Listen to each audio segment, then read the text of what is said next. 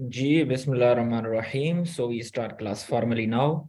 So today we will discuss about specifically English essay and present composition, and generally about the techniques and complexities related to the CSS and PMS and any other competitive examination.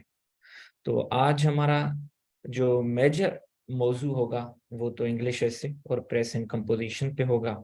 बाकी हम different techniques CSS को और PMS को crack करने के लिए उसके बारे में स्टडी भी करेंगे, और how to start preparation if you are a new candidate उसको भी देखेंगे। और CSS के बारे में जनरल इंफॉर्मेशन हम कोशिश करेंगे 4-5 मिनट में उसको कवर करें। हो सकता है यहाँ पे और लोग भी हों जिनको प्रिपरेशन करते हुए काफ़ी अर्सा हो गया है, तो उनको भी ताकि बोरिंग फील ना हो। तो बाकी जो न्यू एस्पायरेंट्स हैं उनके लिए मैं थोड़ी इन्फॉर्मेशन यहाँ पे शेयर करूंगा, और उसके बाद एक रिकॉर्डेड लेक्चर है 4-5 मिनट्स का, जो बेसिक बिल्कुल इन्फॉर्मेशन है कि कितने सब्जेक्ट्स होते हैं, कंपलसरी कितने, ऑप्शनल कितने, वगैरह वगैरह। इस लेवल की जो बेसिक इन्फॉर्मेशन है वो फ्रीक्वेंटली आस्क्ड क्वेश्चंस जो हैं वो मैंने 4-5 मिनट्स के वीडियोस बनाए हुए हैं अपने यूट्यूब चैनल पे। विजन अकेडमी के नाम से यूट्यूब चैनल है, और मेरी तस्वीर है यहाँ पे। विजन अकेडमी के नाम से तो बहुत सारे चैनल्स हैं, तो मेरी तस्वीर से आपको फाइंड आउट हो जाएगा कि ये है। तो उस पर मैंने रील्स में रखे हैं और बाकी वीडियोस पे मैंने काफ़ी रखे हैं, तो आप वहां से हेल्प ले सकेंगे। बट जो बेसिक इंफॉर्मेशन है यहाँ पे हम उसके बारे में थोड़ा बहुत ज़रूर जिक्र करेंगे, ठीक है। तो सबसे पहले मैं आपको ये बात बताऊं कि हम ओवरऑल जब CSS की बात करें तो आप उससे ये फील कर देना कि ये PMS के बारे में भी यही इंफॉर्मेशन है, एक्सेप्ट जो बेसिक इंफॉर्मेशन सब्जेक्ट्स वगैरह से रिलेटेड। बाकी तकरीबन 90% जितनी भी इंफॉर्मेशन है तो वो जो है ऑलमोस्ट सिमिलर है, ठीक है। अब यह है कि CSS में कितने सब्जेक्ट्स हैं, थोड़ा बहुत इसको देख लें। टोटल 12 सब्जेक्ट्स हैं, और हर सब्जेक्ट की जो मार्क्स हैं वो अगर आप देखें तो 100 मार्क्स हैं। इट मीन्स के रिटन में आपको टोटल 1200 मार्क्स हैं। तो आपको जो पासिंग क्राइटेरिया है वो 50% पे है, वो है 600 एग्रीगेट, ठीक है। जो कंपलसरी सब्जेक्ट्स हैं वो 6 सब्जेक्ट्स हैं, और जो ऑप्शनल सब्जेक्ट्स हैं वो भी 6 सब्जेक्ट्स हैं। जो कंपलसरी सब्जेक्ट को पासिंग करने की जो मिनिमम क्राइटेरिया है वो ये है कि 40% आपकी ईच सब्जेक्ट में होनी चाहिए। फॉर एग्जाम्पल आप इंग्लिश ऐसे है तो आपको 40%, यानी 100 में से 40 मार्क्स आपको हासिल करनी है। इसी तरीके से बाकी सब्जेक्ट्स में भी। बट यहाँ पे आपको एक बेनिफिट ये है कि यहाँ पे इंग्लिश ऐसे, इंग्लिश प्रेसे और 3 सब्जेक्ट्स जीके के हैं, जिनमें Pakistan affairs, current affairs and general science and ability. ये एक जीके का पोर्शन है, वो है 300 का। इनके डिफरेंट डिफरेंट पेपर्स होते हैं, पाक अफेयर का अलग, करंट अफेयर का अलग, जनरल साइंस एबिलिटी का अलग। बट ये है कि इसको जो एग्जामिनर है, जो FPSC है, वो क्या करती है कि इसको, जी मैं आपको रिकॉर्डिंग शेयर कर दूंगा, सो डोंट वरी। तो FPSC इनको क्लस्टर फॉर्म में लेती है कि आपको टोटल 120 मार्क्स लेनी है आउट ऑफ 300। अगर किसी सब्जेक्ट में आपने 0 भी लिए हैं, दूसरे सब्जेक्ट में आपने 40 लिए हैं, और तीसरे सब्जेक्ट में आपने 85 लिए हैं, तो आपकी 125 मार्क्स हो गए। Still you have passed this portion of GK, ठीक है। इसी तरीके से जो ऑप्शनल सब्जेक्ट्स हैं जिनमें 200 मार्क्स वाले हैं, जिसमें पार्ट 1 का एग्जाम अलग होता है, पार्ट 2 का अलग होता है, जिस तरीके से IR हो गया, पॉलिटिकल साइंस हो गया, या बाकी और सब्जेक्ट्स हो गए, तो वहां पे हर सब्जेक्ट को पास करने के लिए 30%, 33% क्राइटेरिया है। तो इन 2 सब्जेक्ट्स को टोटल पास करने की क्राइटेरिया है 66%। आपने एक सब्जेक्ट में 67 मार्क्स ली, दूसरे में बिल्कुल 0 ली, still you will be considered as pass candidate in that subject, ठीक है। तो ये बेसिक इंफॉर्मेशन थी। तो आपको अब आइडिया होगा कि CSS is not too much difficult, तो इतना भी मुश्किल काम नहीं है। बट ये है कि इसमें जो सबसे दिक्कत वाला काम ये है कि आपको इंग्लिश ऐसे एंड प्रेजेंट कंपोजिशन, हम एक तो उस पर फोकस नहीं करते, अगर फोकस करते हैं तो वो बहुत लेटली करते हैं। और तीसरा ये कि हमारी जो प्रिपरेशन होनी चाहिए, जिस लेवल की, जिस कंसिस्टेंसी के साथ, जिस पेशेंस के साथ, डेडिकेशन के साथ, हम वो नहीं करते। तो हमने उस पेशेंस के साथ एंड डेडिकेशन के साथ अगर हम लगातार 1 साल तक प्रिपरेशन करते रहें, और अगर किसी सीरियस और सिंसियर मेंटोर के साथ हम अटैच रहें, तो इंशाअल्लाह ताला हम कर देंगे। अगर, ठीक है, तो आपको जितने भी क्वेश्चंस हैं चैट बॉक्स में लिखते जाएं, आखिर में मैं आपको मौका भी दूंगा अगर टाइम बचा तो आपको माइक ओपन करने का। अदरवाइज हम आपके जितने भी क्वेश्चंस होंगे आपके ये जो है चैट बॉक्स से मैं कैटर करने की कोशिश करूंगा, ठीक है। तो ठीक, ओके, आगे चलते हैं। ये जो आपको तस्वीर दिख रही है, तो ये है सिविल सर्विस अकेडमी की। You can also enter this academy not as a guest, ठीक, बट एज एन एस्पायरेंट, कि आप वहां पे ट्रेनिंग करें पैस अकेडमी, सिविल सर्विस अकेडमी में, ठीक है। पुलिस सर्विस में है तो फिर यहाँ से ट्रेनिंग करके आप एनपीए चले जाएं, नेशनल पुलिस अकेडमी। पैस में है तो पैस अकेडमी, कस्टम्स में है तो कस्टम्स अकेडमी। तो ये आपका ये अल्मा मेटर हो सकता है, ठीक है। तो अब इस सिविल सर्विस अकेडमी, दाओ आपको बिल्डिंग पसंद ना हो, बट इसमें इंटर किस तरीके से होना है वो बिल्कुल आसान है। वो बिल्कुल आसान है और कोई मुश्किल नहीं, ठीक है। आप ये ना समझें कि ये मेरा दोस्त बहुत पढ़ता था वो नहीं हो सका तो मैं किस तरीके से हूं। तो बिल्कुल आप हो सकते हैं। अगर आपकी लेवल बिल्कुल बेसिक लेवल है तो आप still you can be able to enter civil service academy. वो किस तरीके से हो सकता है, अगर आप कंसिस्टेंसी के साथ, आपको आइडिया हो कि मेरी लेवल कितनी है, मेरी लेवल कितनी है, अब उस लेवल से मुझे किस तरीके से उठना है। जब आपको इन दो क्वेश्चंस का आंसर मिल गया तो इंशाल्लाह you will be able to succeed not only in this examination but in all of the examinations, ठीक है।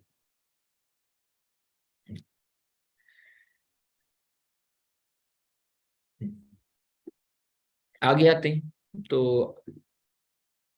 अब ये देखें कि आपने ये काम करना है कि आपने सबसे पहले अपना टाइम इन्वेस्ट करना है। किस पे इन्वेस्ट करना है? इंग्लिश एसे पे, इंग्लिश प्रेजेंट कंपोजिशन पे। तो ऑल टुगेदर आपने अपना टाइम इन्वेस्ट करना है, इंग्लिश पे करना है। सबसे पहले आपने बेसिक ग्रामर को फोकस करना है। इवन आपने क्लियर भी है आपकी ग्रामर, थोड़ा उसको फिर भी देख लें। उसके बाद सेंटेंस राइटिंग पे आ रहे हैं, इफेक्टिव सेंटेंस राइटिंग पे। उसके बाद राइटिंग की तरफ, पैराग्राफ राइटिंग की तरफ आ जाएं। एक टेक्निक सीखें, उसके बाद दूसरी टेक्निक सीखें, उसके बाद तीसरी टेक्निक, ठीक है। तो आहिस्ता आहिस्ता आपको ये बेनिफिट होगा कि आप पैराग्राफ राइटिंग सीख जाएंगे, उसके बाद फुल से इंशाल्लाह कवर कर लेंगे, ठीक। अब फेल्यूर को किस तरीके से हमने अवॉइड करना है? If you start preparing today, अगर आप कल पे छोड़ेंगे तो कोई काम पूरा नहीं होगा। तो आपने आज से ही प्रिपरेशन स्टार्ट करनी है। इससे मुराद ये है कि कुछ लोग प्रिपरेशन स्टार्ट करते हैं, वो एक डिप्रेशन वाले माइंडसेट के साथ करते हैं, दूसरों को भी डिस्करेज करते हैं, ठीक है। और सही आपके सीनियर होते हैं, आप उनको क्या करते हैं, रेस्पेक्ट देते हैं और आपको मैनिपुलेट करते हैं और सही गए। सबसे पहले उन लोगों को अवॉइड करें, ठीक है। और आप प्रिपरेशन स्टार्ट कर रहे हैं तो फिर आप उसमें कोई गैप ना लेके, फिर कंटिन्यूअसली आप उसकी प्रिपरेशन स्टार्ट करें। अपना शेड्यूल बनाएं। दिन का शेड्यूल बनाना चाहते हैं तो दिन का बनाएं, रात का शेड्यूल बनाना चाहते हैं तो रात का बनाएं, जो आपको सही तरीके से फील हो कि ये आपकी स्ट्रेंथ है। कुछ लोग कहते हैं सर मैं रात को जाग सकता हूँ क्योंकि सुकून होता है, मेरे घर में छोटे बच्चे हैं तो टाइम नहीं दे सकते दिन को क्योंकि शोर होता है, बाहर जाना होता है वगैरह वगैरह, मुझे रात को सही लगता है, तो वो रात को अपना टाइम टेबल बनाए। जिनको लगता है वो हॉस्टल पर रहते हैं वो दिन को बनाए। बट ये है कि जो शेड्यूल आप बनाओ, ये नहीं कि आज आप दिन को पढ़ें कल आप रात को पढ़ें, नहीं, फिर आप पूरा स्लेब बनाएं कि एक महीना तो एक महीना फिर आप दिन को ही पढ़ें, ठीक है। अगर आप फिर चेंज करना चाहते हैं तो फिर ठीक है, एक महीना फिर रात को पढ़ना शुरू। बट ये है कि आपने जो भी करें तो फिर फुल फ्लेज फोकस के साथ उस पर चलें, ठीक है। तो फेल्यूर को अवॉइड करना कोई इतना बड़ा काम नहीं है।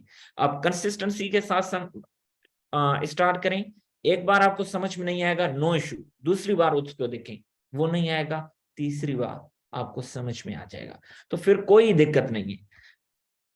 इंशाल्लाह आप देखें, ये जो हमारा सिलेबस है इंग्लिश एसे का, हम ये चीजें इसमें करते हैं कि इंग्लिश एसे को जिक्र करते हैं, रिलीवेंस क्या चीज होती है, किस तरीके से मेंटेन करते हैं, किस तरीके से रिलीवेंस अफेक्ट करती है हमारी मार्क्स को, ये हमारे फेल और पास में किस तरीके से रोल प्ले कर सकती है।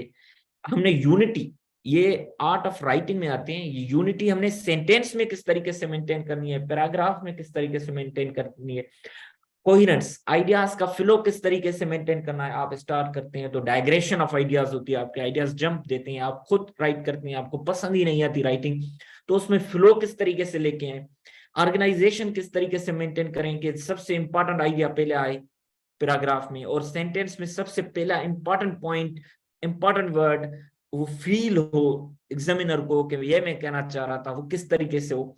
तो ये पूरी इफेक्टिव सेंटेंस राइटिंग पे इंशाल्लाह हम फोकस भी करते हैं। टॉपिक सेंटेंस क्या है, उसमें कंट्रोलिंग आइडिया क्या है, टॉपिक सेंटेंस जनरलाइज्ड होना चाहिए, नैरो होना चाहिए, इन दोनों को किस तरीके से अवॉइड करें, कंक्लूडिंग सेंटेंस के राइट अप किस तरीके से होगा, रीस्टेटमेंट ऑफ टॉपिक सेंटेंस होगा, रिफ्लेक्शन ऑफ थीसिस स्टेटमेंट होगा, किस तरीके से होगा। ठीक है, सेकंड सेंटेंस आपने किसी एग्जामिनर के पास, किसी टीचर के पास नहीं देखा होगा। सेकंड सेंटेंस पे हम ज्यादा फोकस करते हैं, उनके 6-7 टाइप्स हम देखते हैं, क्योंकि सेकंड सेंटेंस से ई बॉडी के सेंटेंसेस स्टार्ट होते हैं। अगर हमने सेकंड सेंटेंस पे काम कर लिया तो इट वुड बी बेटर, कि फिर हमारे बॉडी के जितने भी इश्यूज होंगे वो मोस्टली क्या हो जाएंगे, सॉल्व हो जाएंगे। ठीक है, फिर हमारे ये जो वेरियस डिस्कोर्सेज ऑफ राइटिंग, अगर आप सीएसएस का पास पेपर उठाएं इंग्लिश एसे का, तो उसमें लिखा होगा कि credit will be given for discourses of writing, उसमें मतलब types of various paragraphs, narration, description, definition, compare and contrast. Compare and contrast में देखें तो ये मेथड है, पॉइंट बाय पॉइंट मेथड किस तरीके से होगा, subject by subject method, cause and effect, divide and classification, argumentation and persuasion. ये टेक्निक्स हैं, ये आपने एक बार इन पे ग्रिप हासिल कर दी तो इट मींस कि आपने सीएसएस पे ग्रिप हासिल कर दी, फिर कोई आपके लिए मसला नहीं। और थीसिस स्टेटमेंट नाम बहुत डरावना होता है, किस तरीके से हम लिखेंगे। ठीक है, तो थीसिस स्टेटमेंट लिखने के लिए कौन सी आर्ट होनी चाहिए, हम किस, सबसे पहले तो हमने कहा कि इफेक्टिव सेंटेंस राइटिंग हम करेंगे, तो उससे ही अब यहां से thesis statement is actually centre pillar of your essay. अगर इसमें कोई इश्यू आ गया इट मींस के whole essay will be lopsided, आपकी मार्क्स अफेक्ट होंगी। अगर ज्यादा इसमें इश्यू आए तो आपका ऐसे इधर उधर हो सकता है, तो आप बिल्कुल शायद ना करें और वो फेल हो सकता है। तो अब उस, हम अगर फील करेंगे कि मैं गलती करूंगा तो फेल हो जाऊंगा, इसको हम डिमोटिवेशन ना समझें या डिस्करेजमेंट ना समझें, अब इसको रियलिटी समझे ना कि सही लिखना है तो किस तरीके से हम लिखेंगे। जब आप फील करेंगे कि ये गलत रास्ता है, ये मुझे नुकसान दे देगा, अगर आप कहेंगे नहीं ये डिस्करेजमेंट है, तो फिर आपको कौन बताएगा कि ये गलत रास्ता है। जब आपको फिर कोई गलत रास्ता नहीं बताएगा, जब आप आगे चले जाएंगे, जब आप खुद रियलाइज करेंगे, then you will have no time and space कि आप वापस जाएं और फिर नया रास्ता स्टार्ट करें। ठीक, फिर आप लोगों को कहेंगे कि हमने कौन कौन सी गलतियां की। लोगों को ये बताने के लिए आप तो नहीं पैदा हुए ना, लोगों को अच्छी चीजें गाइड करने के लिए भी हैं। फेल होके गाइड करने से अच्छा है कि कामयाब होके गाइड करें। ठीक है, ये नहीं कह रहा कि फेल होने वाले बुरे होते हैं या कम पढ़ते हैं। ठीक है, उनकी स्ट्रेटेजी में कोई तो इशू हुआ ना, तभी तो फेल हुए। तो अब ये है कि इंट्रोडक्शन राइटिंग के हमने एक अपना मैकेनिकल एंड मैथमेटिकल मेथड बनाया है, 6 point method. It's actually globally recognised method. ठीक है, हमने डिफरेंट बुक्स में जो अच्छे अच्छे पॉइंट्स हैं, जो बड़े बड़े राइटर्स ने अडॉप्ट किए हैं मेथड, ठीक है, हमने आपके जो है सहूलत के लिए उनको पॉइंट फॉर्म में बनाए हैं, ताकि आपको इंट्रोडक्शन राइटिंग में कोई इशू ना हो। जब आप ऐसे लिखेंगे इन पॉइंट्स के बुनियाद पे, तो आपके जो ट्रू राइटअप होगा, जो एग्जामिनेशन में होगा, तो आपके 10 से 15 मिनट वहां पे बच जाएंगे। ये 10 से 15 मिनट क्या, एक एक मिनट की गेम होती है वहां पे।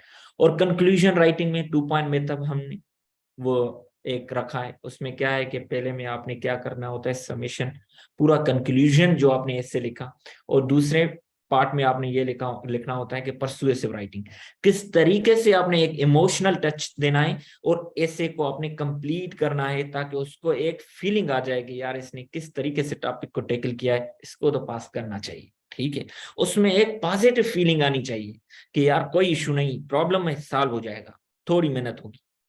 तो आउटलाइन राइटिंग किस तरीके से फ्रेज फॉर्म में लिखनी है, सेंटेंस फॉर्म में लिखनी है, फ्रेज फॉर्म बेस्ड है, सेंटेंस फॉर्म बेस्ड है, बोथ एक्सेप्टेबल हैं, तो बोथ एक्सेप्टेबल हैं तो इनमें बेस्ट फॉर्म तो कोई होगा, वो कौन सा है? सेंटेंस फॉर्म है, तो अब सेंटेंस फॉर्म किस तरीके से लिखेंगे, कौन कौन से सेंटेंस स्ट्रक्चर्स इसमें लेके आएंगे, सिंपल, कॉम्प्लेक्स, कंपाउंड, बाकी और कंस्ट्रक्शंस लेके आएंगे, तो हमने इन पे फोकस करना होता है। बाकी ये हमने डायमेंशंस, तकरीबन हमने बहुत सारे डायमेंशंस रखे हुए हैं, तो आप देखें तो CSS 2020 का पेपर, करंट डायमेंशंस, इनके तकरीबन टॉपिक्स हम यहाँ पे थीसिस स्टेटमेंट बनाते हैं, और बाकी टॉपिक्स को भी करते हैं, 2021 के, 2022 के, 2022 एंड 2023 के भी हम करते हैं, ठीक है, टॉपिक्स को। तो इंशाल्लाह ग्रांड टेस्ट आपकी भी होगी, 2 होगी, तो और बाकी ये चीजें हैं, डिस्क्रिप्शन है, तो इंशाल्लाह ये चीजें हम इन पे करेंगे। और बाकी प्रेस में, प्रेस राइटिंग किस तरीके से करनी है, प्रेस राइटिंग अगर आप देखें तो वोकेबलरी, उसमें सबसे पहला जो क्वेश्चन होता है वो होता है वोकेबलरी का। There are 20 marks in vocabulary question, तो आपके पास 20 वर्ड्स होते हैं, 10 सिनोनिम्स होते हैं, 10 इंटोनिम्स होते हैं। लोग कहते हैं यार नहीं, ये आप ना बनाएं, कोई आपका दोस्त जो है, सीनियर जो है, और उसने कर दी है CSS, वो कहता है ठीक है, इसकी जरूरत नहीं है, मैंने भी तो नहीं बनाई थी। आप देखें कि आपका बैकग्राउंड किस तरीके का है, आपकी क्या इंग्लिश इतनी मजबूत है, क्या आप पहले से ही एविड रीडर्स हैं? अगर आप हैं तो फिर आपको वोकेबलरी की क्या जरूरत? अगर आप मेरी तरह नहीं थे तो आपने तो वोकेबलरी बनानी है।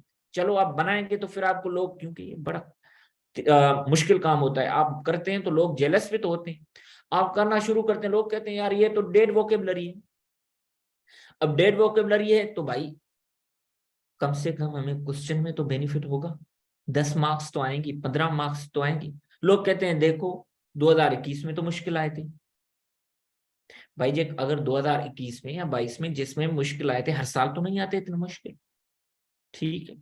तो हमने जो 34 पे फेल करना हो, 15 मार्क्स वहां से मिल जाए, तो हमें तो 6 मार्क्स और 15 में तो हमारा 49 पे हम पास कर लेंगे। तो हमारी एक एक मार्क की गेम होती है, ठीक है। तो हमने एक तो वर्बल एडवांटेज से, वो बुक की मैं तस्वीर भी दिखाऊंगा, कि वहां से एक तो वोकेबलरी बनानी होती है, और वो एक्टिव वोकेबलरी होती है।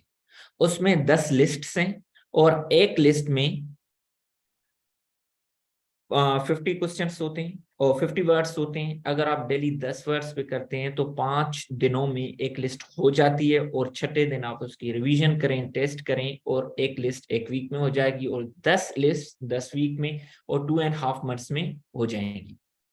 तो फिर आप उसकी रिवीजन करते रहे, ठीक है। उसके बाद आपने क्या करना है, डॉन न्यूज़पेपर पढ़ते हैं, तो वहां से भी आपको वोकेबलरी मिल रही। तीसरा, आपको रात को थोड़ा आधा घंटा पौना घंटा बुक रीडिंग देंगे, तो वहां से अब जो आपने यहाँ से वोकेबलरी पढ़ी, तो वो डॉन न्यूज़पेपर में आपको यूज हुई मिली है, बुक रीडिंग के वक्त मिली है। तो 3 डायमेंशनल जब आपकी वोकेबलरी बनेगी, तो यही वोकेबलरी आपको वोकेबलरी के क्वेश्चन में काम आएगी। जब प्रेस से करेंगे, प्रेस से समझ में नहीं आएगी, वोकेबलरी ना होने की वजह से, वहां पे आपको हेल्प करेगी। कॉम्प्रिहेंशन करेंगे तो वहां पे अगर आपकी वोकेबलरी समझ में नहीं आएगी, तो यही वोकेबलरी आपको यहाँ पे रेस्क्यू करेगी। ग्रुप ग्रुप ऑफ ये जो पेयर ऑफ वर्ड्स होते हैं वहां पे आपकी हेल्प करेगी। पेयर ऑफ वर्ड्स में तो वर्ड्स होते हैं ना इंग्लिश के, तो अगर ये आपको आएंगे सिनोनिम्स तो आप कर लेंगे। इडियम्स आपको याद करने की दिक्कत ही नहीं रहेगी, आपको वर्ड्स आएंगे और आपको कॉन्टेक्स्ट समझने की जरूरत पड़ेगी, और इंशाल्लाह आपका वो भी हो जाएगा काम। बाकी रहे आपके ट्रांसलेशन, वो भी तब होगी जब आपके पास वोकेबलरी होगी। तो प्रेजेंट कंपोजिशन का तो बेसिक, या इंग्लिश ऐसे का तो basic right word at the right place आप तब यूज करेंगे if you know the vocabulary. तो आपने तो vocabulary and grammar is your foundation, how can you ignore and claim to pass the examination? आप वो बंदा कहे कि मैंने वोकेबलरी नहीं करनी जिसकी बैकग्राउंड अच्छी हो। हाँ, अब वो क्यों ना करे, क्योंकि उसने जब पढ़ा होगा अच्छे स्कूल में, अच्छे कॉलेज में, उस वक्त तो वोकेबलरी की होगी ना, तो उसकी तो स्किल डेवलप्ड है। तो आपकी नहीं डेवलप, आपकी मेरी तरह वीक है, तो आपने तो अभी यहाँ पे प्रिपेयर करना है। तो आपने ये तरीका है। तो जीआरई इसेंशियल, जीआरई की जो वोकेबलरी है वहां से ना करें, वही वर्ड्स आपको वर्बल एडवांटेज में मिल जाते हैं, और जीआरई में बिल्कुल ही उसमें थोड़ी थोड़ी मीनिंग दी हुई है और सेंटेंस ही हैं, तो उस 100% सेम वोकेबलरी को वर्बल एडवांटेज वाले बुक में अच्छे तरीके से इसमें समझाया हुआ है, ठीक है। तो हम इंशाल्लाह कॉम्प्रिहेंशन को किस तरीके से करते हैं, इसकी लेंथ कितनी होनी चाहिए, तो एक पेज पे वैसे 2 क्वेश्चंस करते हैं। पेपर प्रेजेंटेशन इसकी किस तरीके से होनी चाहिए, ये मैंने आपको लिखा भी है, लर्निंग जीआरई 3500 वर्ड्स, तो वो वर्बल एडवांटेज से हो जाएंगे। ट्रांसलेशन, ये सारी चीजें हम इन डिटेल करते हैं और ये कोर्स हम 6 वीक में करते हैं। अब जो लोग घर पे बैठ के प्रिपरेशन करना चाहते हैं, वो कहते हैं we have no time to go for any mentorship. तो अगर वो लोग प्रिपरेशन करना चाहें तो वो किस तरीके से करेंगे, ठीक है। तो उन लोगों के लिए ये है कि ये बुक है English 101 virtual university by Suraiya Shafi Mir. ये पीडीएफ में भी आपको गूगल पे मिल जाएगा। If you don't find, text me in person और इन एनी ग्रुप। जो मेरा ग्रुप है CSS vision, CSS vision 1 2 CSS English, जो रजिस्टर्ड वो कैंडिडेट्स का, और आपको ये बुक मिल जाएगा। बाकी रही बात कि आपको ये किस तरीके, इसके YouTube पे लेक्चर्स पे पड़े हुए हैं, तो आपने ये करना है। अगर आप बिल्कुल वीक है आपका बैकग्राउंड, तो आप इसके लेक्चर सुने। अगर नहीं है, इतना खुद कर सकते हैं, तो यहाँ से लेके यहाँ तक आपने लेक्चर 22 से लेके लेक्चर 35 तक आपने ये काम करना है, ठीक है। तो ये आप इसकी भले तस्वीर उतार लें, English 101 virtual university by Suraiya Shafi Mir, ठीक है। और दूसरा बुक है जो मैं खुद कराता हूँ, मैंने खुद अपने जो है जो मेरे साथ रजिस्टर्ड एस्पायरेंट्स हैं, हम जितने भी सेशंस चलाए हैं, तकरीबन 9-10 सेशंस मैंने चला चुका हूँ इंग्लिश ऐसे पे। तो अगर आप देखें तो ये बुक इंतहाई इम्पॉर्टेंट है। सबसे पहले दिक्कत यह है कि हम जब इंग्लिश की प्रिपरेशन करते हैं तो हम जो हमारा मेंटोर होता है उस पर छोड़ देते हैं। वो आएगा क्लास में, वो हमें बताएगा कि ये इस तरीके से ऐसे लिखते हैं, 4-5 मिनट उस पर लेक्चर डिलीवर करेगा। अब कहेगा भाई लिखना शुरू कर दो, क्योंकि ऐसे लिखने से आता है।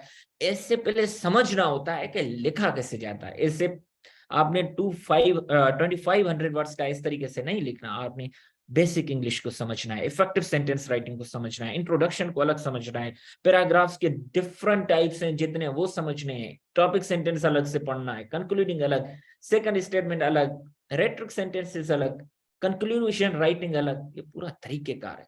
तो पहले आपने जितनी भी राइटिंग की डिजीजेस हैं उसको किस तरीके से खत्म करना है। The element of style is one of the best books. आप देखें कि world wide best seller book है विलियम स्ट्रंग का। तो आपने इस बुक को डाउनलोड करें, जेल लाइब्रेरी से आपको मिल जाएगा जी। तो बाकी आगे चलते हैं। ऑन राइटिंग विल, तो आप देखें तो ऑन राइटिंग विल में ये बेहतरीन बुक है विलियम जिंसर की classic guide to writing non fiction. आपने इसको जरूर पढ़ना है, लाजिम करना है। तो इसमें जो आपके इम्पोर्टेंट आपको लगे कि ये आपकी वीकनेसेस हैं, वो वहां से करें इस बुक से, ठीक है। आपने ए टू जेड ना पढ़े, जो एलिमेंट ऑफ स्टाइल था उसको ए टू जेड पढ़े। बिल्कुल छोटा सा बुक है, in 2 sittings you can complete the whole book, the element of style. But इस बुक में आपने वो कॉन्सेप्ट्स रीड करें जो आपको समझ में आए। आप देखें more than 1 million copy sold. कोई ये जनरलाइज बुक नहीं है, ये तो इंग्लिश एसे पे, इसमें more than 1 million copies sold हुई हैं, और इसके अलावा पायरेटेड कॉपीज मिलियंस में होगी। तो आप देखिए। और दूसरा ये one of the best books again, how to write essays, a step by step guide for all levels with simple essays, ठीक है। नॉन शाट का बुक है, बेहतरीन है अगेन। तो आपने इसको जरूर देखना है। तो ये बुक्स आपने लाजिम देखी। यहाँ से जो आपको फील हो कि ये आपकी वीकनेस है, वहां से दूर करें। जब अच्छे बुक्स पढ़ेंगे, ये बुक्स जिन लोगों ने लिखा है ये रिनाउंड राइटर्स हैं। ये लाहौर में बैठे हुए, इस्लामाबाद में बैठे हुए, कराची में बैठे हुए, क्वेटा में बैठे हुए, ठीक है, गिलगित में बैठे हुए सूडो इंटेलेक्चुअल्स ने नहीं लिखा। इन लोगों ने अपनी पूरी जिंदगी लगा दी है राइटिंग्स, तभी जाके इन्होंने लिखी हुई। हमारी तरह नहीं कि लोकल पब्लिकेशंस पे जाओ बस सीएसएस की और बुक पब्लिश करवाओ, बस छोटे मोटे यूनिवर्सिटी में पढ़ाना शुरू किया और मैंने बस बुक लिखना शुरू कर दिया। ये राइटर्स ने इस तरीके से मिलियन कॉपी सेल नहीं होती, ठीक है। तो मिलियन कॉपीज जब सेल होती हैं तो फिर जब world wide book best seller बनता है तो और अवार्ड्स ले आती हैं ये बुक्स, तो इस तरीके से नहीं ले आती ये। एक तो सालों साल जितनी उस बंदे की स्ट्रगल होती है, और उस बंदे का एक एक लफ्ज पे ग्रिप होती है जो लिखा होता है, और उसका उसने उसमें एग्जाम्पल्स दिए हुए होते हैं। और सीरीज ऑफ एडिटिंग्स से गुजरकर फिर अच्छी पब्लिकेशन उसको पब्लिश करती है। तो अगर आप दीज एग्जिस्टिंग बुक्स से हेल्प नहीं लेंगे फिर तो मजा नहीं होगा। तो आपने सबसे पहले इन बुक्स से हेल्प लें। और ये बुक भी बेहतरीन है। ऐसे राइटिंग स्किल 7th एडिशन मेरे पास है। अगर न्यू एडिशन और है तो बेहतर है, जितना हो सके आगे वाली एडिशंस पे जाएं। जॉन लिंगन और शेरोन विंस्टैनली का है, बेहतरीन है। इसमें जितने भी डिस्कोर्सेज ऑफ राइटिंग है, नरेशन, डिस्क्रिप्शन, डेफिनेशन और बाकी जितने भी है, और पंक्चुएशन बेस में दी हुई है, तो ये बेहतरीन इसमें दिए हुए हैं। तो ये बुक लाजिम करें ऐसे राइटिंग स्किल। हो सके अगर आपको कहीं से हार्ड कॉपी में मिल जाता है, you should purchase this book. Model for writers, this is an advanced book. At this stage I do not recommend, but at later stage you must go through. ये आपको मेरे पास हार्ड कॉपी में भी है, ये मुझे मिला था बुक वहां से लाहौर में से, ये उर्दू बाजार में से 400-500 में उस वक्त मिला था, क्योंकि ये सेकंड कॉपी।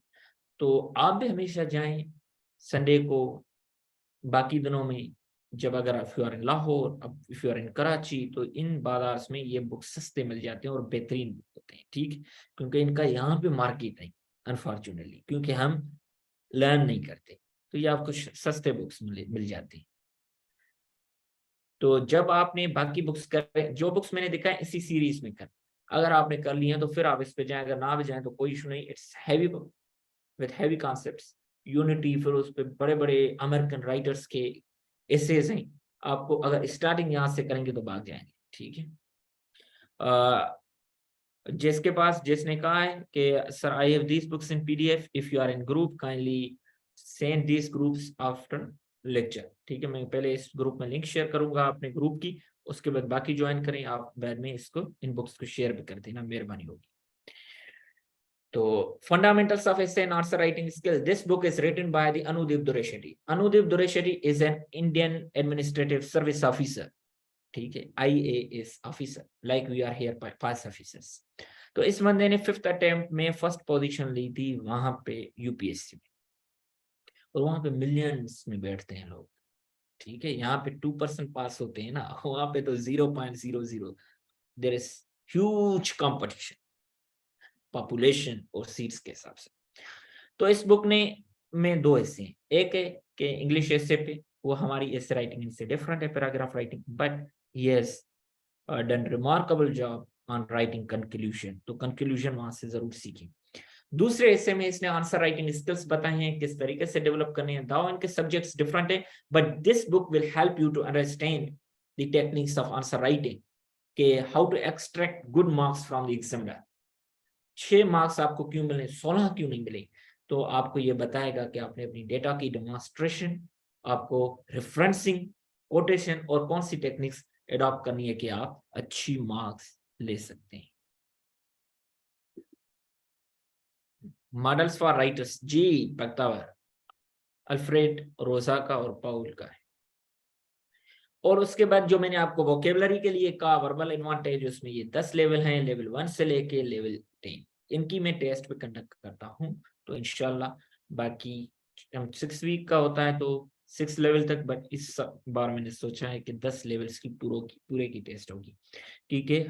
हम कोशिश करेंगे कि हर वीक के लिए मैंने 1 लेवल असाइन करता हूँ, तो बट यहाँ पे मैंने सोचा है कि हर वीक के लिए 2 असाइन करूंगा, डेली 20 वर्ड्स, थोड़ा ताकि आप पे भी फोर्स पड़े, और हर वीक 2 लेवल्स की टेस्ट होगी, ताकि 5 वीक्स में हम इसको पूरा कर लें,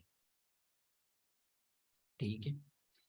उसके बाद जनरल रीडिंग के लिए लोग कहते हैं सर बुक सजेस्ट करें, यही बुक मैं सजेस्ट करता हूँ जितने भी डेमो दूं, और यही करूंगा आगे, ठीक है। ये बेहतरीन बुक है, बिल्कुल आसान लिखा हुआ बुक है, विल ड्यूरेंट का बुक है, फॉलन लीव्स। इसने 97 ईयर्स ऑफ एज में ये बुक लिखा था, और 25 ईयर्स ऑफ एज में इसने राइटिंग स्टार्ट की थी, 73 years of experience of writing, तो इसने कमाल के वर्ड्स लिखे हुए होंगे, ठीक है। तो आपने इनके पूरा बुक ये रीड करें, आइडियाज को डाइजेस्ट करें, ऑन एजुकेशन इसमें से ऑन वार है, बिल्कुल बहुत अच्छे बुक, आपका जो इनफर्टाइल माइंड है उसको बिल्कुल फर्टाइल कर देगा, ठीक है। तो आपने इस बुक को लाजिम पढ़ें। How to write a good thesis statement, again one of the best books, a step by step guide for anyone writing an essay और थीसिस। ग्रांट एंड्रयू पीएचडी की है इसने, तो इन लोगों को पढ़िए, ठीक है। पढ़ नहीं सकते जो ये लोग लोगों को पढ़ के पढ़ाते हैं, फिर उन लोगों के पास वो ये नहीं कि जो बस आते हैं, हाँ भाई हंस हंस के मजाक की, मैं अभी चैट में देख रहा था सर आप डिस्करेज कर रहे हैं, तो इन लोगों को बस ये है कि फनी कोई मजाक करे, हाँ भाई बस ठीक है तुम हो जाओगे, उसको कहे तुम्हारे ऊपर वर्दी कितनी जचेगी, ठीक है तुम तो मुझे सीएसपी नजर आ रहे हो, तो ये लोग वहां पे खुश होते हैं। अब उनको क्या हम समझें, खुद का टाइम फिर वेस्ट करते हैं। They don't want to face the reality. हाँ भाई आप गलती कर रहे हैं तो गलती कर रहे हैं, why don't you want to know कि यू आर डूइंग मिस्टेक। इतनी क्या वीकनेस है आपके जहन में कि आप गलती को गलती तस्लीम करना नहीं चाहते। अगर आप गलती को गलती तस्लीम ना करेंगे तो फिर कैसे आगे चलेंगे। तो उन लोगों के साथ ही आपके दोस्त भी होंगे कुछ, तो उन लोगों के साथ आपने कभी बहस नहीं करना, ठीक है। वो बहस करें, अवॉइड करना है। अवॉइड करने के तरीके तो आपको पता ही है, ठीक है, कि जवाब नहीं देना होता, ठीक।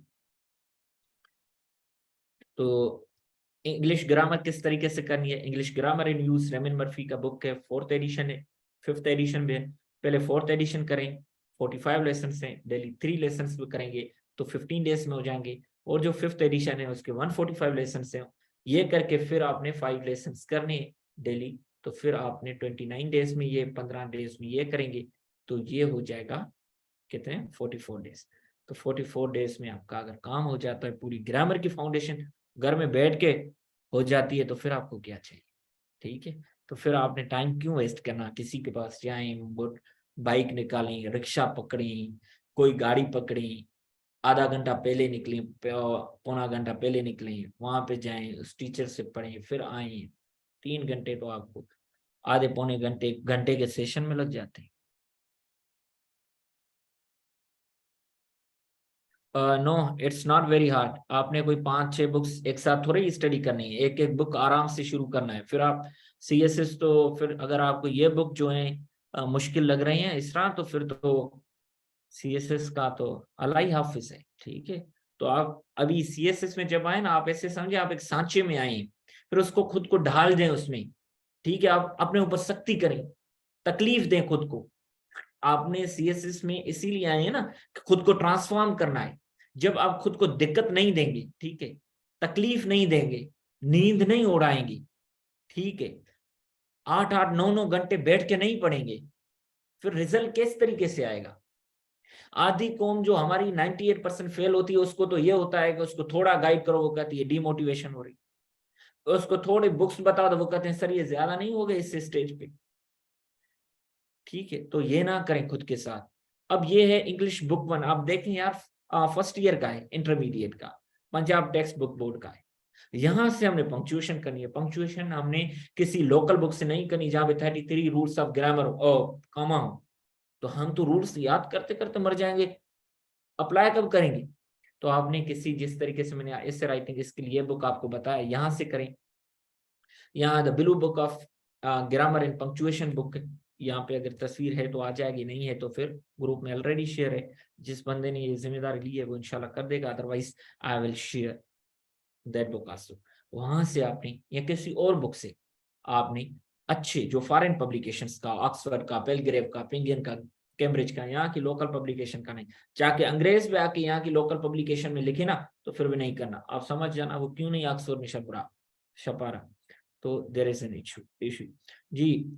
कोई भी पंक्चुएशन में बेर है, 5 मार्क्स हैं। मैं आपको गारंटी देता हूं, इस बुक से आप 4 लेसन करें पंक्चुएशन वहां से पढ़ के, इस बुक में बटन पहला लेसन है, 4 लेसन करें, एक्सेसिव पंक्चुएशन इस्तेमाल की हुई है, this is an inquiry based learning, 4 lesson करें, there will be no issue of punctuation.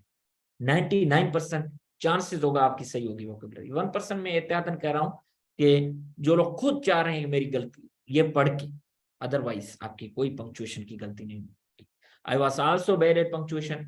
ये पंक्चुएशन मैंने अपनी प्रिपरेशन वक्त की, उसके बाद कभी खोली नहीं, आज तक मुझे पंक्चुएशन का इशू कभी नहीं हुआ, ठीक है।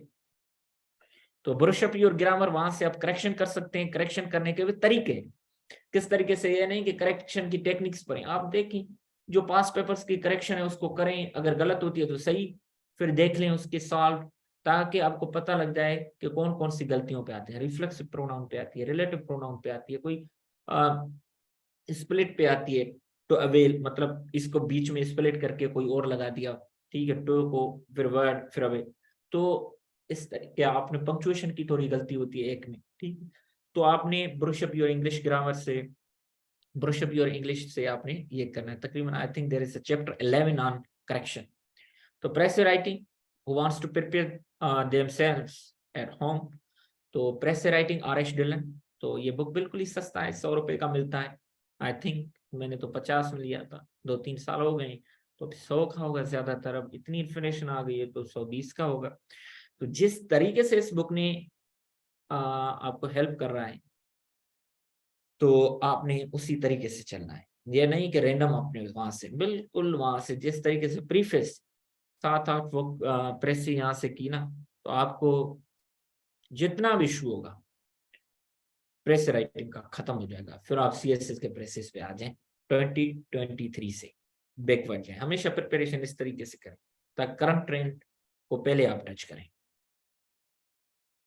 तो ये हमारा सिलेबस था। अब देखें, ये हम इंशाल्लाह सीएसएस 2020 के टॉपिक्स भी करते हैं। वुमेन यूनिवर्सिटी, आप मैंने यहाँ पे थीसिस भी लिखी हुई है कि थीसिस किस तरीके से बनानी है। इंशाल्लाह हम अपने जो सेशन होता है उसमें थीसिस के साथ आउटलाइन, इंट्रोडक्शन, कंक्लूजन, पैराग्राफ, तो मैं कोशिश करता हूँ कि हर आने वाले सेशन में और एडिशनल और डिटेल्ड इंफॉर्मेशन शेयर करूँ, जिस तरीके से पहले वालों के साथ सिर्फ ये जो एडिशनल इंफॉर्मेशन में थीसिस थी, तो इंशाल्लाह आपके साथ आउटलाइन, इंट्रोडक्शन पे इन पे करेंगे। तो 25-26 हमने टॉपिक्स किए थे, इन डिटेल किए थे सारे। आप देखें, ये अपनी आउटलाइन यहाँ पे, ये अपनी थीसिस यहाँ से कॉपी भी करें और इसकी पिक्चर भी भले निकाल लें। तो हमने देखें, अब पाकिस्तान इनफॉर्मल इकोनॉमी देखें, द वे फॉरवर्ड। अब no doubt Pakistan informal economy is threat to its own progress, but it can discourage through certain measures, such as promoting banking sector, integrating domestic financial institutions, and disincentivizing the tax evaders। ये 2-3 minutes में मैं बैठा हुआ था, बना ली थी। तो आप इस लेवल पे इस तरीके से तो मैं नहीं पहुंचा, ये बुक्स रीड करके, एवेल्यूशन करा के, टाइम लगा के तभी इस लेवल पे पहुंचे। तो देखें, ज्यादातर मेरी आपको जितनी भी प्रेसेस मिलेंगी कॉम्प्लेक्स स्ट्रक्चर में मिलेंगी, ठीक है, ज्यादातर 90%। although there are hindrances which keep Pakistan to the nascent stage of digitization, subordinate class. Digital revolution can be triggered if certain measures such as incentivizing the people adopting digital technology, discouraging, यहाँ देखें पूरा parallelism maintain की हुई है, analogous means and introducing technical education are taken timely। आप देखें, ये independent class या डिपेंडेंट क्लास मिला के कॉम्प्लेक्स सेंटेंस बनता है, ठीक है। तो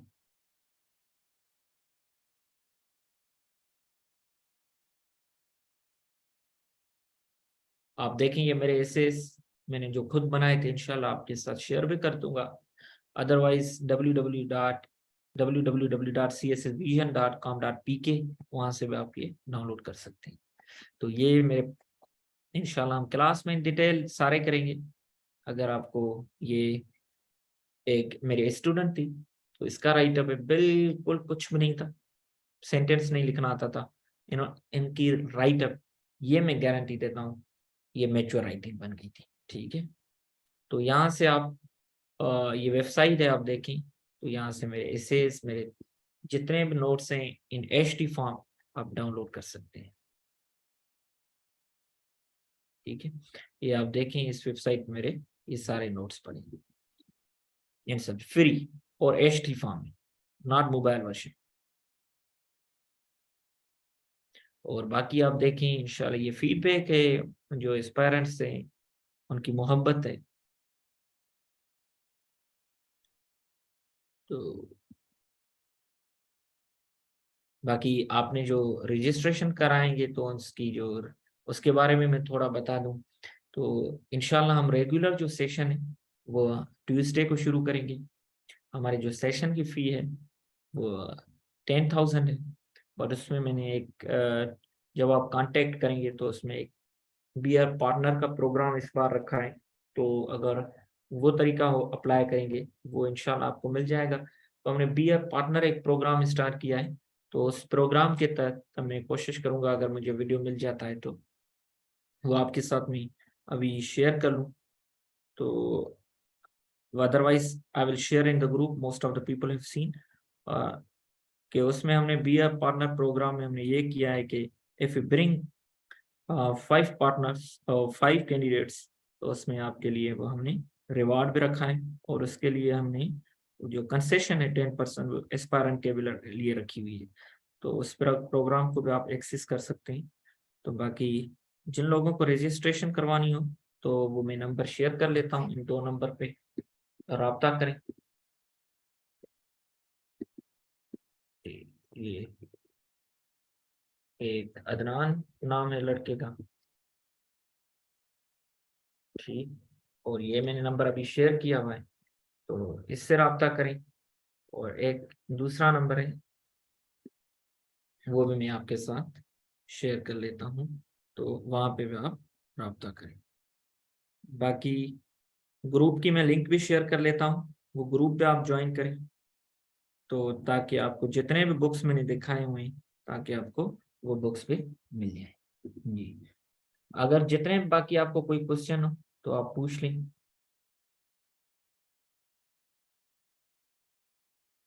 बाकी दूसरा नंबर भी मैं आपके साथ शेयर कर लेता हूँ। दूसरा नंबर है, लड़के का नाम समद है, 0312,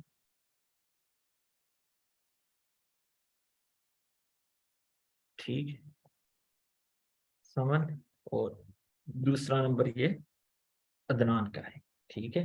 तो अगर आपको रजिस्ट्रेशन करानी हो, मैं अपना नंबर भी शेयर कर लेता हूँ if you want any help, ठीक है। तो मोस्ट वेलकम। ये मेरा नंबर है जो मैं अभी शेयर करने वाला हूँ, रिजवान के नाम से, ठीक है, रिजवान फैज के नाम से। तो हम्म, अगर और कोई जी, वेबसाइट का नाम CSS विजन है। इंशाल्लाह हम रेगुलर जो सेशन है वो स्टार्ट करेंगे हम ये, अब ये CSS विजन रेगुलर सेशन हम ट्यूसडे से 8 बजे हमारी टाइमिंग होगी, तो हम इंशाल्लाह स्टार्ट करेंगे। बाकी ग्रुप की लिंक भी मैं आपके साथ शेयर कर लेता हूँ। मेरी जो रूटीन थी, कुछ लोग क्वेश्चन पूछ रहे हैं, तो जो मेरी रूटीन थी, मेरी रूटीन बिल्कुल सिंपल थी। सुबह को 9 बजे पढ़ाई पे लग जाना, और उसके बाद सबसे पहले मैं वोकेबलरी करता था, ये जो मैंने आपके साथ शेयर की हुई है। वोकेबलरी के बाद ज्यादातर डॉन न्यूज़पेपर, उसके बाद इंग्लिश के बारे में जितनी मुझे ऐसे वगैरह लिखना होता था या पैराग्राफ राइटिंग समझना होती थी वो मैं कर लेता था। उसके बाद एक सब्जेक्ट उठा लेता था, ठीक है। तो ये मैंने ग्रुप लिंक भी शेयर कर लिया, आप if you want to join the group.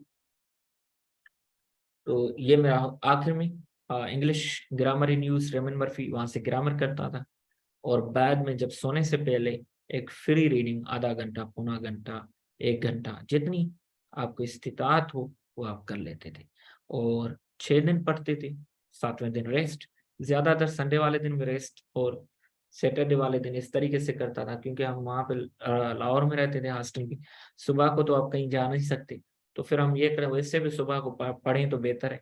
तो फिर हम आधा दिन सैटरडे को पढ़ते थे 3-4 बजे तक, आधा दिन संडे को 3-4 बजे तक, इन हाफ डेज कर लेते थे, ताकि शाम को 2 दिन घूमने को मिल जाए, ठीक है। क्योंकि दिन को अगर एक दिन छुट्टी करेंगे तो फिर आपको सुबह तो वैसे ही कहीं नहीं निकल सकते, तो इससे अच्छा है कि बंदा फिर 2 दिन हाफ डेज लगा ले, ताकि दोनों दिन रात को घूम सके।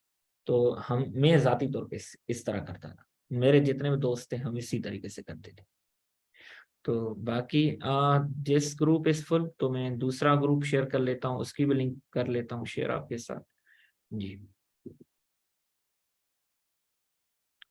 तो दूसरा ग्रुप है, आप दूसरे लोगों के साथ भी शेयर करें, ठीक है, ताकि ज्यादा से ज्यादा मैक्सिमम लोग ग्रुप में आए।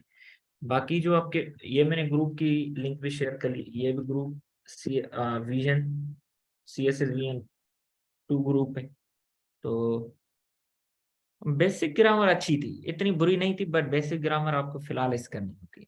आपकी बुरी भी है तो कितने में यार हल हो जाएगी, आप इस लेवल पे तो आपको तो 1 महीना मैक्सिमम है अगर खुद पढ़ना शुरू करेंगे। ठीक है, तो आपने इतना ग्रामर के लिए परेशान नहीं हो जी। तो मैंने दूसरी लिंक भी शेयर कर ली है, अगर आपको वो ज्वाइन कर ली है तो दूसरी लिंक पे ग्रुप की है, वो भी उतना ही एक्टिव होता है जितना वो, क्योंकि इन सब ग्रुप्स को एक ही बंदा रन कर रहा है, मतलब 2-3 जितने भी कर रहे हैं वही लोग हैं जो सब बाकी ग्रुप्स को भी कर रहे हैं। अगर सेंटेंस स्ट्रक्चर पे इशू है तो वो भी इतना मुश्किल नहीं है, वो उसके किए मैंने इफेक्टिव सेंटेंस राइटिंग का इसीलिए तो प्रेसे में भी रखता हूँ और इंग्लिश ऐसे में भी रखता हूँ। तो सिंपल कंपाउंड कॉम्प्लेक्स या आप रेनिन मार्टिन से करें या माइकल सोआन से करें, सेंटेंस स्ट्रक्चर्स या किसी भी बुक से आप कर सकते हैं जी।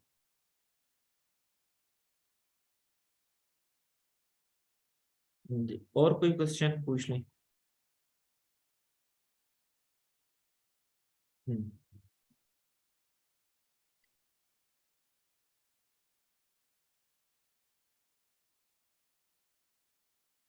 जी।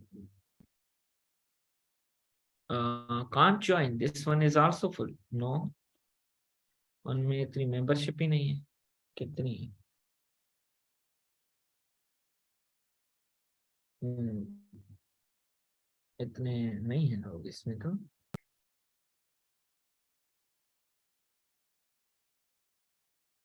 एक सेकंड में देख लूं। नहीं, बाकी लोगों ने तो ज्वाइन किया हुआ है इसमें, तो बाकी अभी तो इसमें नया ग्रुप मैंने बनाया है, 411 इस पर है, तो ये ज्वाइन होना चाहिए आपको। चलो, आपसे नहीं होता तो फिर मेरा नंबर नोट कर लें, ये जितने भी लोग हैं इनको कहें कि आपको लिंक सेंड कर देंगे। तो मैंने जितने भी नंबर शेयर किए, मैंने अपना नंबर भी रिजवान पास के नाम से शेयर किया है, अभी भी कर रहा हूँ। तो अब्दुल समद के नाम से मैंने एक नंबर शेयर किया था और एक अदनान के नाम से भी शेयर किया था, तो आप उनको भी कहेंगे तो वो आपको ऐड कर देंगे, ठीक है। तो ज्यादा थोड़ा जल्दी कर लेंगे, मुझे थोड़ा एक अदनान का नंबर भी था, 03343216869, ये अदनान का नंबर है, तो ये भी जी। तो इनको मैसेज कर लेना, आपको इंशाल्लाह वो ऐड हो जाएंगे आप ग्रुप में जी।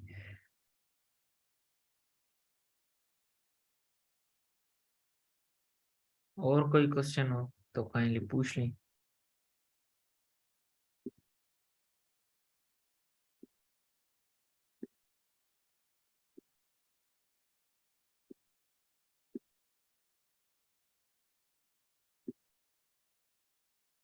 जी।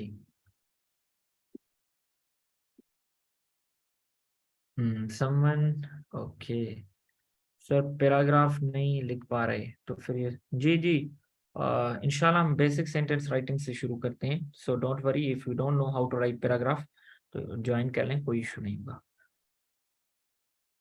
अकेडमी को मैं I do not prefer academy, मैंने इंग्लिश एसे एंड प्रेसी के लिए सिर्फ टीचर ज्वाइन किया था, मॉक एग्जाम्स एक अकेडमी पे दिए थे, बाकी एकेडमीज पे 12 के 12 टीचर्स तो आपको अच्छे नहीं मिलते ना, तो फिर तो इशू है ना, फिर आपने तो टाइम ही वेस्ट करना है। तो अच्छा टीचर होगा तो फिर वो क्यों आएगा अकेडमी पे ज्यादातर, तो आप समझे। तो इसीलिए मैं आपको ये रिकमेंड करूंगा कि you should go for English and precis if you are in Lahore, तो वहां से मैडम सलमा को ज्वाइन कर लें जी। तो एक मैं आपको वीडियो दिखा देता हूँ, ये जो पार्टनरशिप वाला था, आई होप के screen is visible to you, आप देख लें, उसके बाद भी आपको क्वेश्चन टेकल करते हैं।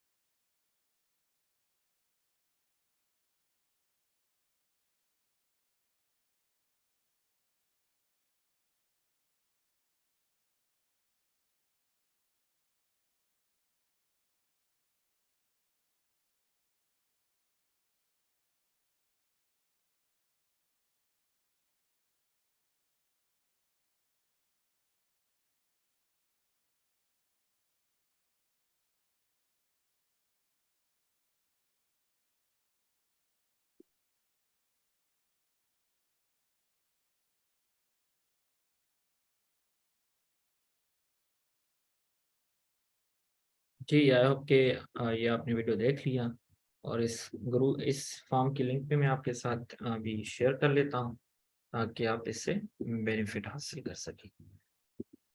जी, बाकी आपके जी ज़ोहेब आपने यहाँ पे नंबर शेयर किया है, तो वहाँ पे मुझे जो अदनान है या समन है या मुझे आप शेयर कर लें। जी।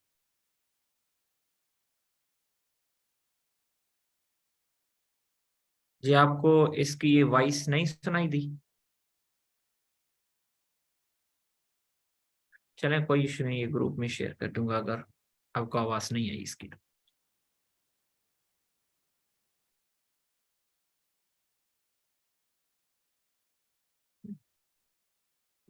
और कोई क्वेश्चन